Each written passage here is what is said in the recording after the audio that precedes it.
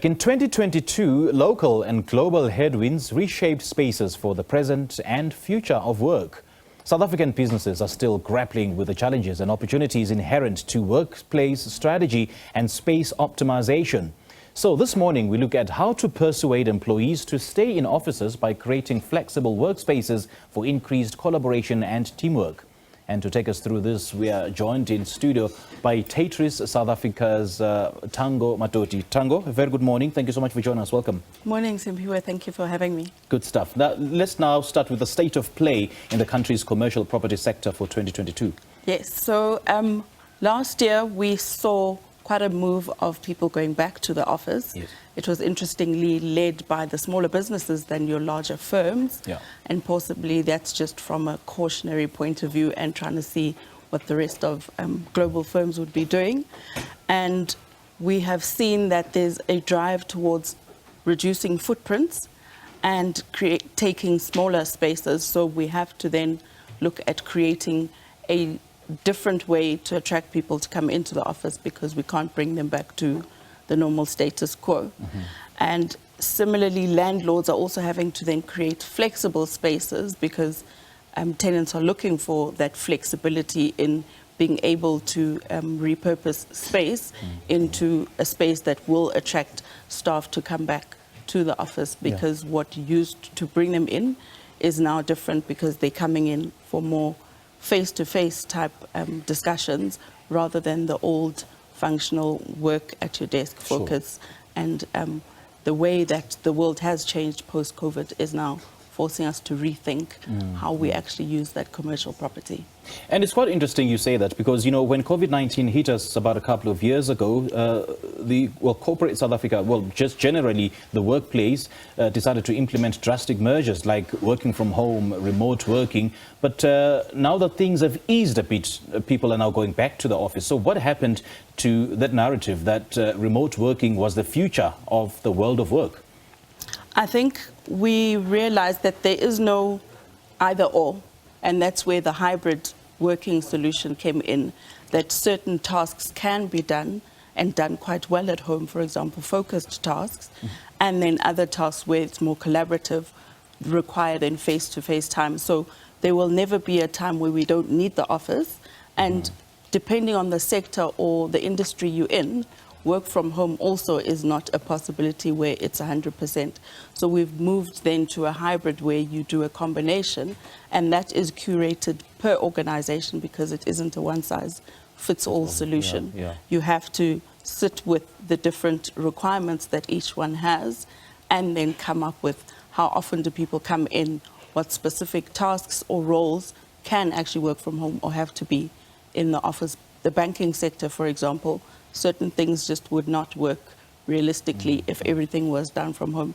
So it is then a hybrid working solution that was introduced, and the South African market seems to have navigated it quite well and embraced it, which is a good thing. And we then just navigate and assist clients then to see how that can work best for them. You know, Tango, you spoke of a combination and how effective that could be, but we are seemingly going back to the normal way of working rather than, you know, applying this combination that you talk about. Because so many theories were made about working from home being cost effective for both the company and the employees as well.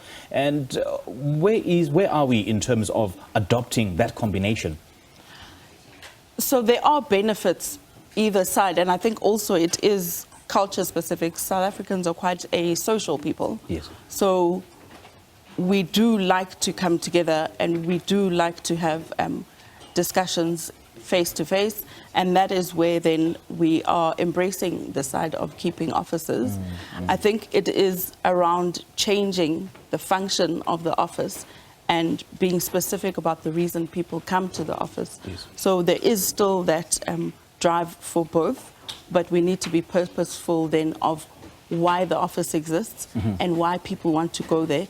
And that's where then the topic of how do you persuade them to come in, because we can't go back to how offices were functioning and then still expect the system to work. We do need to change the function of the actual spaces and create destinations and reason for people to get out of bed, endure the commute and go into the office because there's a specific reason for it. Tango, why is it important, to consider and implement sustainability and, ESG priorities in a manner that would sort of align with business objectives? So sustainability has come to the fore quite a lot recently, and it is not a nice to have anymore, but actually something critical to have as a business. And the employee has also become quite a discerning employee. So people want sustainable businesses. People are looking after their well-being and their health and wellness. And this is how then staff can ensure that they are working in a great environment, but also for companies wanting to retain and bring talent in, they then also need to apply solutions that will speak to sustainability. And it doesn't have to be a big task. I always think that you can do small, impactful changes to your building without overhauling it. And we have come up with a sustainability coach to be able to assist our clients in meeting those targets and setting them with them, whether it be through furniture and material selection. But for me, the easy wins is looking at air quality, climate control, access to natural light, and those type of wellness attracting spaces to be able to then bring people into the office. And what are some of the likely trends that that possibly might have the biggest impact in 2023 when it comes to the office versus home or hybrid working? Hybrid work, yes. So when we're looking at trends, I think ones that will stay through, and I'll only pick three, is there was an emergence of biophilia or biophilic design, but I think we need to enhance that and understand that further because it goes beyond plants, and it is about our innate need to be at one with nature. So how do we design spaces so that we are connecting with people with inside and outside, excuse me, indirectly, so that everybody is part of that and experiencing that connection with nature. Yes. A second trend I'm seeing is hotelification, if you want to call it that, where we're borrowing from the hospitality industry to create spaces that are welcoming and spaces that would be flexible and bring people out. So introducing coffee shop type spaces and amenities within the office space and creating that warmth and changing reception areas to more concierge type services. That is how we bring in those aspects, and I think that is something we'll see a lot of as people rethink the purpose of the office. And lastly, I would say then, quite importantly, human-centric design. Not focusing on the space itself, but what do humans actually do within the space, and then designing specific areas, whether it be collaboration, whether it be meeting spaces, virtual areas, and also social hubs. We need to study how people work and move within a space and then start applying that design thinking into the spaces that we're offering for them. Okay, so just generally speaking, what does the future look like, in terms of the current push and pull about working in the office? I think the push and pull is more from a managerial point of view. Maybe it's a South African legacy and trust issues in terms of we're used to seeing people, and therefore, even though they are still being productive, there is that level of possibly they might not be doing what they should be. So I think the brief then for leadership is to be a bit more clearer around purposes for coming into the office versus working from home, and coming up with agreements and clarifying any grey areas when it comes to that push and pull of working from home.